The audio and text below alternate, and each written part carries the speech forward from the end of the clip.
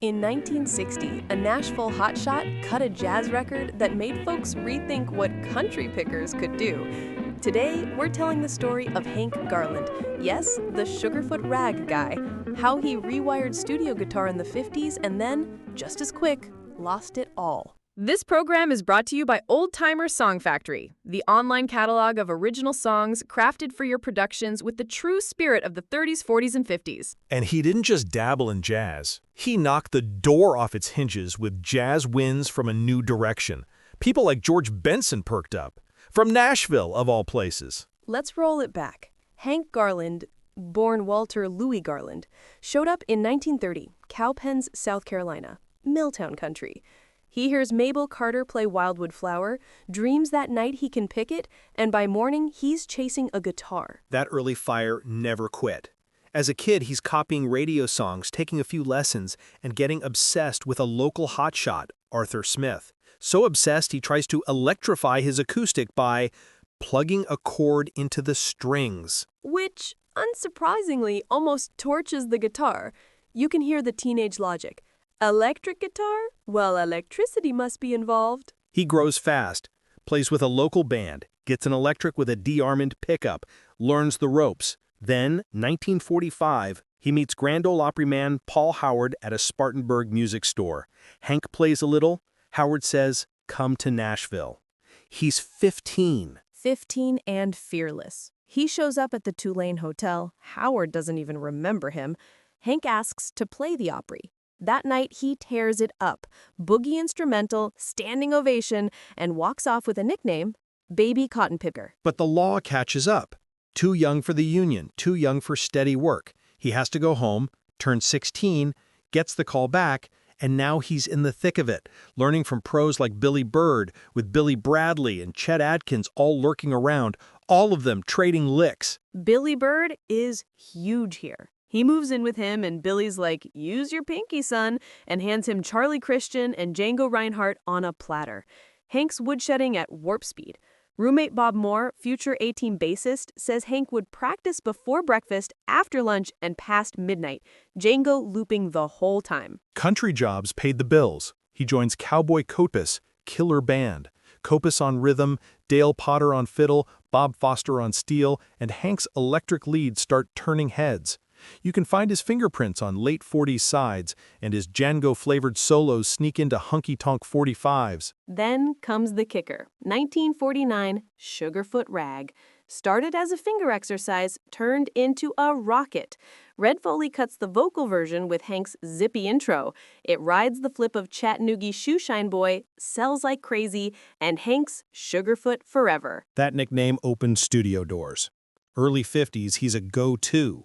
Jim Reeves, Kitty Wells, Ferlin Husky, Webb Pierce, Don Gibson, plus square dance sides with Tommy Jackson, where Hank even grabs mandolin and mirrors the fiddle lines note for note. He's also a gear tinkerer. In 55, he and Billy Bird helped design the Gibson Birdland. Shorter scale, thinner body, plush jazz box that still looks dressy on a country stage. Hank's cart number 2, Gibson kept number 1. And he keeps chasing sounds. On Patsy Cline's I Fall to Pieces, that haunting opening, he's fooling with early echo to make it shimmer. On some rockabilly dates, he cranks the amp brighter, lighter strings, tighter bite. Speaking of rock and roll, Elvis.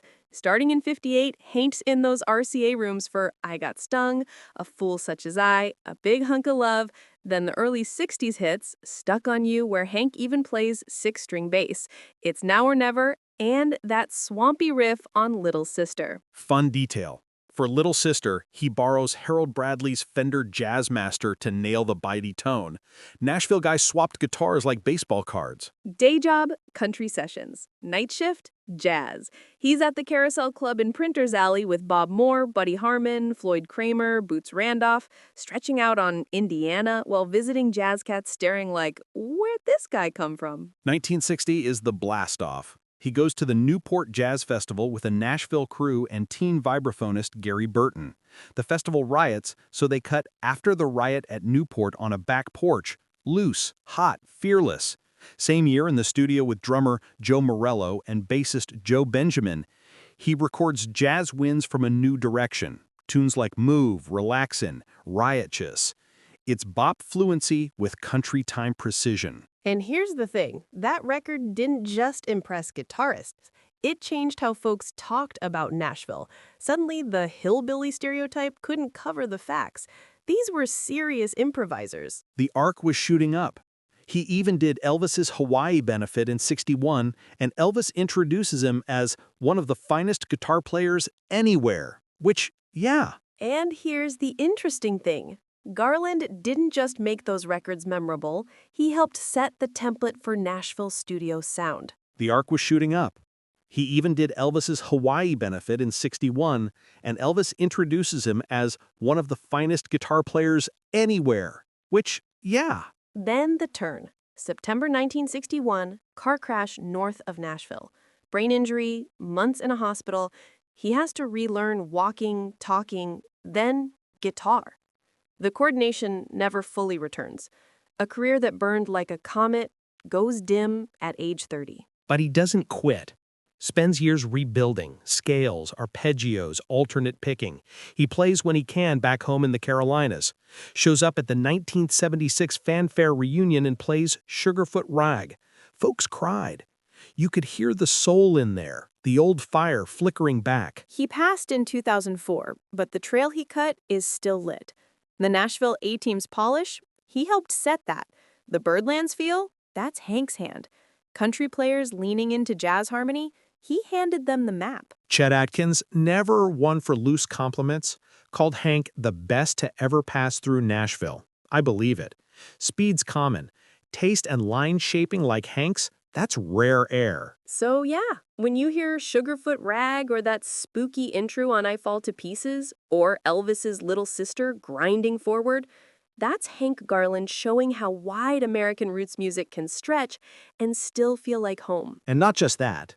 He proved you can be a studio ace at noon and a bebopper at midnight. Same hands, same heart. Thanks for riding along with us today. We'll catch y'all next time with another chapter in the story of American roots music. Appreciate you listening. Means a lot to have you along. It's time to say goodbye, friends, but we're never far.